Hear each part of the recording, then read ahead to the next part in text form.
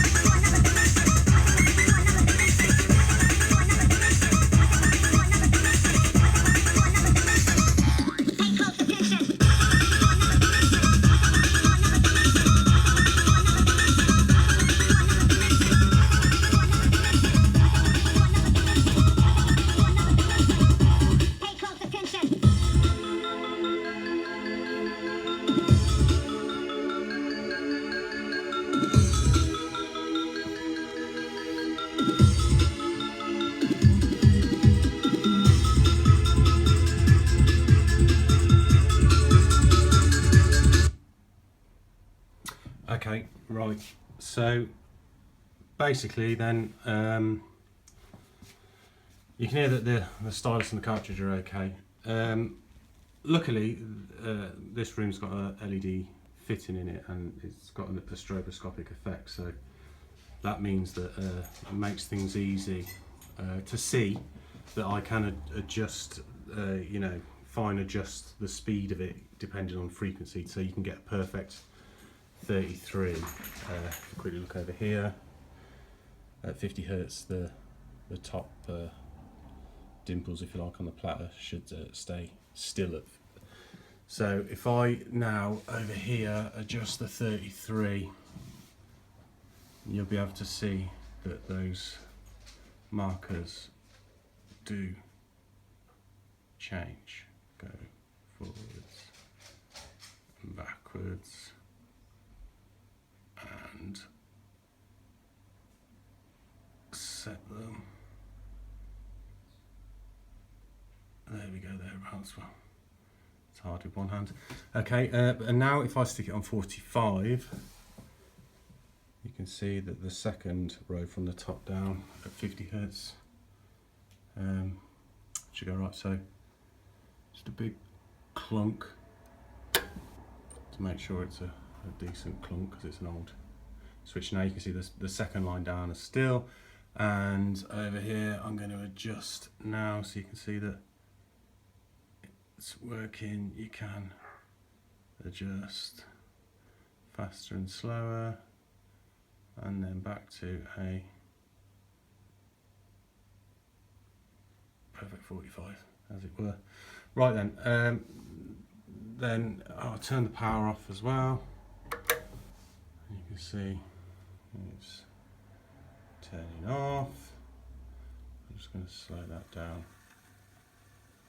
Stop it. Now I'm going to start it again. There we go.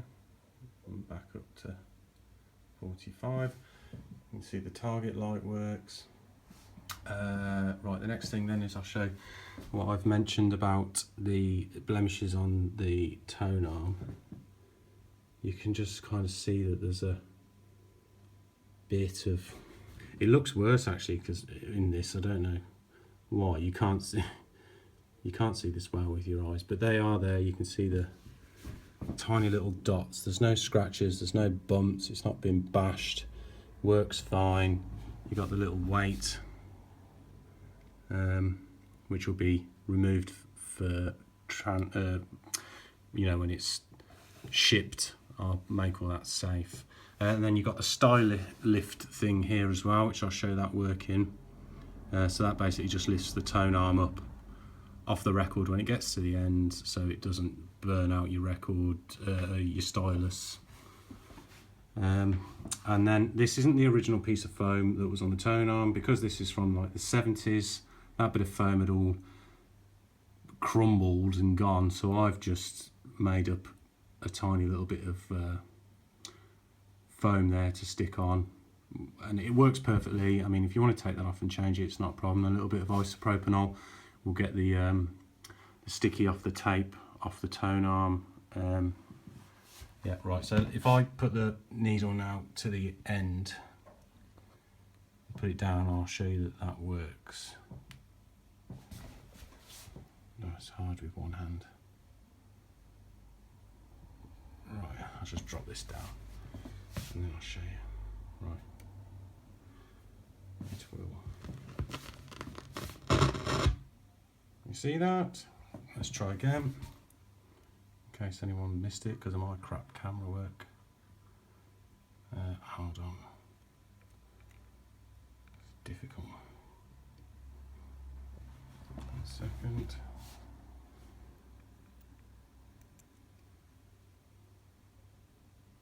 Sorry about this.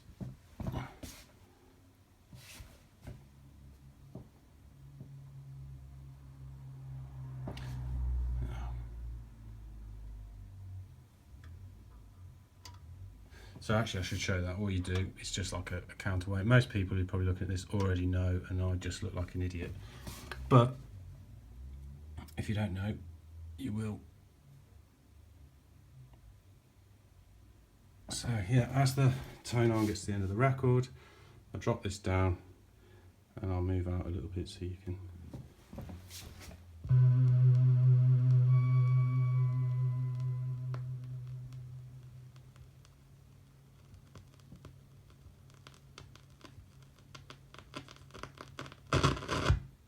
And there you go, lifts the arm for you. So that's that. What was the other thing I need to show? The lid. I'll just pop the lid down. It looks like, hold on. It looks like one of the old owners had something stacked on the top. Probably an amp or something. So in the corners where the feet of whatever it was stacked, there's scratches where it moved around.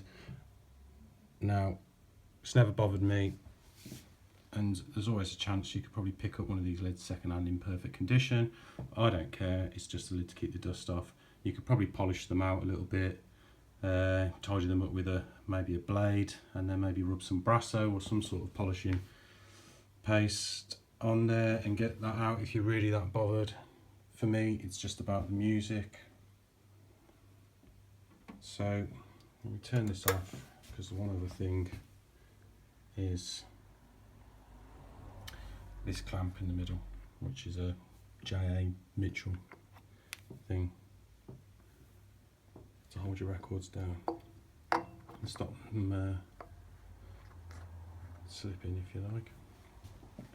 But that is pretty much it. I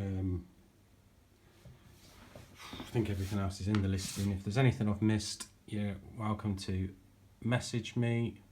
I know there's a lot of people that have been asking questions and have been waiting a long time for me to do something about it. Oh, the other thing is the genuine SME lead.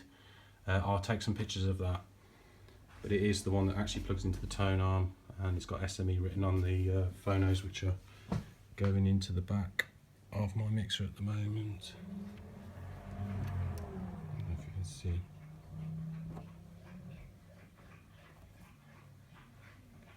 Hold on.